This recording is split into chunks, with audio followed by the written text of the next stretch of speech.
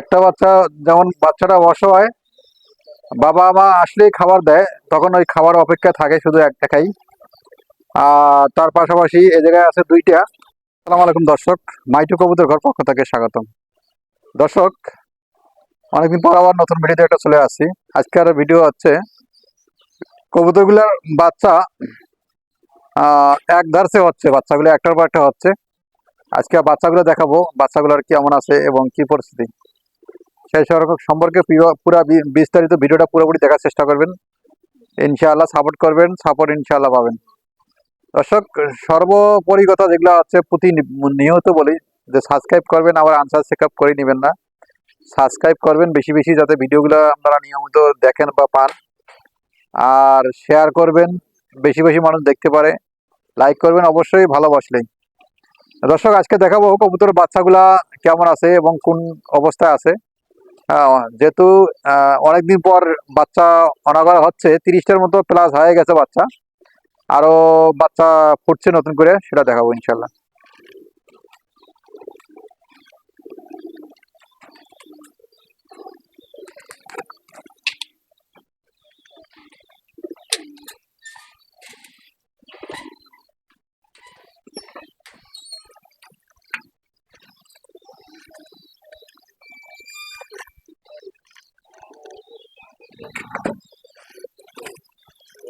ঢোকার শুরুতে দেখতে পাচ্ছেন আমার এখান থেকে একটা বাচ্চা, এখানে একটা বাচ্চা, যেমন বাচ্চাটা অসহায়, বাবা মা আসলেই খাবার দেয়, তখন ওই খাবার অপেক্ষায় থাকে শুধু একাই।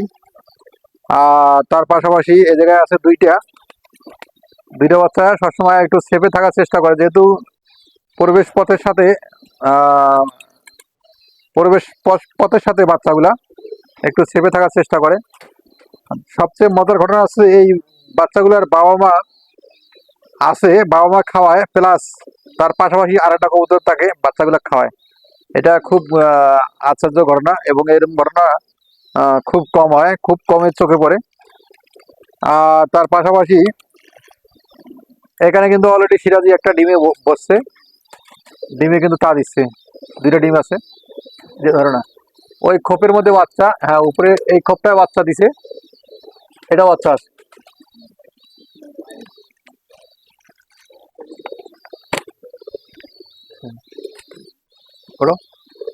এই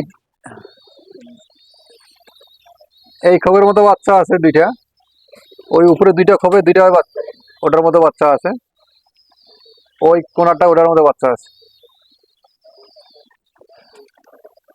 আর তার পাশাপাশি এই এই খোপটা বাচ্চা,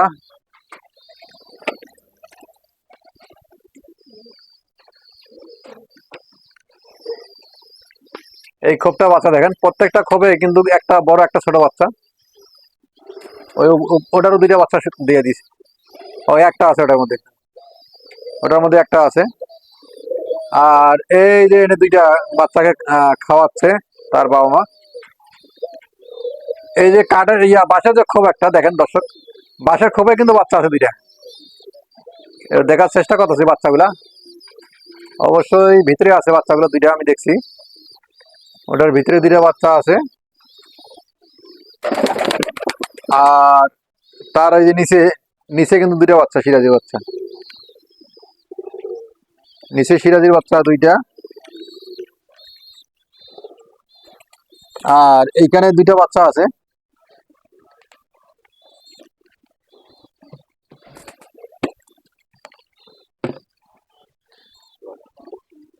লক্ষার বাচ্চা দুইটা অবশ্য বেবি।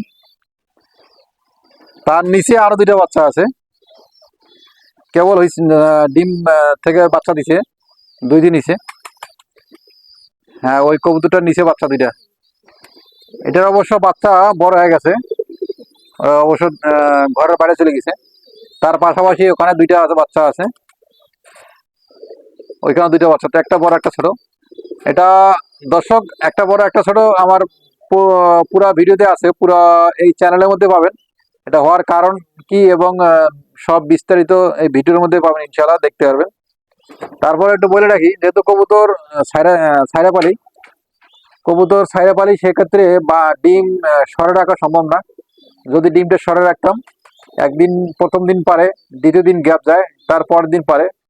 তো সেক্ষেত্রে যদি আমি ডিমটা প্রথম দিন সরে রাখতাম, দ্বিতীয় ডিম একটা খেলনার ডিম দিতে পারতাম, তাহলে অবশ্যই ডিমটা বাচ্চাটা ছোট বড় হইতো না। তার কারণ প্রথম প্রথম ডিম পারলে ওই ডিমটা সরাইয়া একটা খেলনার ডিম দিতে হবে। একটা খেলনার ডিম দিলে পরে দ্বিতীয় যখন ডিম পারবে, ওই ডিমটা খেলনার ডিমটা উঠে নিয়ে আবার ওই প্রথম ডিম যে পারবে সেই প্রথম ডিমটার সাথে দিতে হবে। তাহলে এই বাচ্চাগুলো বড় ছোট হবে না। তারপরে একটা বাচ্চা যদি বড় ছোট হয়েও যায়, সেক্ষেত্রে বাচ্চা যখন বাবা মা খাওয়ায় তখন একটা জিনিস খেয়াল করবেন, বাচ্চার আগে বাবা মা খাওয়ালে বড় বাচ্চাটাকে সরে দিবেন, আর ছোট বাচ্চাকে বাবা মার কাছে রাখবেন। বাবা মা ছোট বাচ্চাটাকে আগে খাওয়াবে, বড় বাচ্চাটাকে পরে খাওয়াবেন। কারণ বড় বাচ্চারা খাওয়ার চাহিদা থাকে প্রচুর, ওরা খাইতে পারে ভালো, প্রবল শক্তি থাকে বেশি। আর ছোট বাচ্চারা শক্তি দুর্বলতা থাকে এবং খেতে পারে না, সেক্ষেত্রে বাচ্চারা আস্তে আস্তে দুর্বল হয়। আর একটা হয় কারণ হচ্ছে, বেশিরভাগে ছোট বাচ্চারা হয় মাদি আর বড় বাচ্চারা হয় নর। নর কবুতরটা হচ্ছে সবসময় একটু বড় হয় সাইজের, আর মাদি কবুতরটা সবসময় একটু ছোট হয়। এই সব বৈশিষ্ট্য। আর এটা আরো, এই যে বাচ্চা দেখতে পাচ্ছেন দর্শক, এই বাচ্চাগুলো কিন্তু এই কবুতরের ওটা কিন্তু আবার ডিমে তা দিচ্ছে, তার উপরেও বাচ্চা দিছে,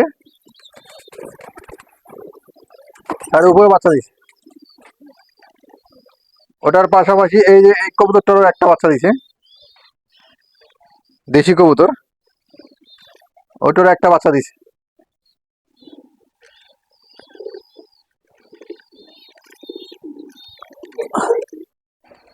আর একটা বাচ্চা ওর বাবা মা ঠিক মতো না খাওয়ার কারণে বাচ্চাটা অবশ্য একবার দুর্বল হয়ে গেছে। যতই তাকে খাবার খাওয়াই, খাবার খাচ্ছে কিন্তু এমন দুর্বল হয়েছে। এটা অবশ্যই আপনারা প্রত্যেকটা বাচ্চাকে প্রত্যেক দিন এটা সাজেস্ট করবো, প্রত্যেক দিন আমরা বাচ্চাগুলোকে ধরে ধরে খেয়াল করবেন, কোন বাবা মা খাওয়াচ্ছে না কোনটা খাওয়াচ্ছে সেটা অবশ্য খেয়াল করবেন। বাচ্চাগুলো প্রত্যেকদিন ধরে খেয়াল রাখলে আমরা কবুতর থেকে বাচ্চাগুলা মরবে না বা মরার সম্ভাবনা থাকবে না। কবুতর বাচ্চাগুলা খোঁজ খবর নেবেন। দর্শক, যেমন এটা একটা খামার, একটা প্রতিষ্ঠান, অবশ্যই প্রতিদিন হাজিরা দিতে হবে, প্রতিদিন সময় দিতে হবে। একটা কৃষক যখন একটা ফসল ফলায় প্রতিদিন সময় দিতে হয়, ফসলের কি অবস্থা, ফসলের কীটনাশক দিতে হবে কিনা, পানি সেচ দিতে হবে কিনা, সেই তথ্যগুলা তাকে অ্যালার্ট করতে হবে, অ্যালার্ট থাকতে হবে। যেমন একজন চাকরিজীবী, তাদের প্রতিদিন ডিউটিতে যাইতে হবে, চাকরি পেরে নিতে হবে, সেই রকম একজন খামারি ব্যক্তি প্রত্যেকদিন খামারে প্রবেশ করতে হবে, প্রত্যেকদিন খোঁজখবর নিতে হবে কবুতরের কি অবস্থা। তো সেক্ষেত্রে এই বাচ্চাটা আমার 2 দিন কবুতরের ভিডিও আমি করি নাই, আপনারা জানেন আমার ছোট পোলাটার দিয়ে আমি ভিডিও করেছিলাম, তা কবুতরের ঘরে আসা হয় নাই। তা 2-1 দিন না আসা হওয়ার কারণেই দেখেন কবুতরের বাচ্চাটা অনেক দুর্বল হয়ে গেছে, অনেক দুর্বল হয়েছে। আর একটা জিনিস মনে রাখবেন দর্শক, কবুতর যারা পালেন, কবুতর বাচ্চা যদি দুর্বল হয় এই বাচ্চাকে কখনো খাওয়াবে না, তার বাবা মা কখনো কিন্তু খাওয়াবে না বাচ্চাকে। আর বাচ্চা যত খাওয়ার চাইতে থাকবে তত বাচ্চাকে বাবা মা খাওয়াবে। খাবার যেখানে পাক, যেখানে সংগ্রহ করুক সেখানে পাক, সেখান থেকে নিয়ে এসে খাওয়াবে। আর এই বাচ্চা যদি দুর্বল হয় সেই বাচ্চাকে কখনো বাবা মা খাওয়াবে না। তো দর্শক, আজকে এই পর্যন্ত ভিডিওটা শেষ করলাম। পরবর্তী ভিডিও দেখার জন্য অনুরোধ হইল। আসসালামু আলাইকুম।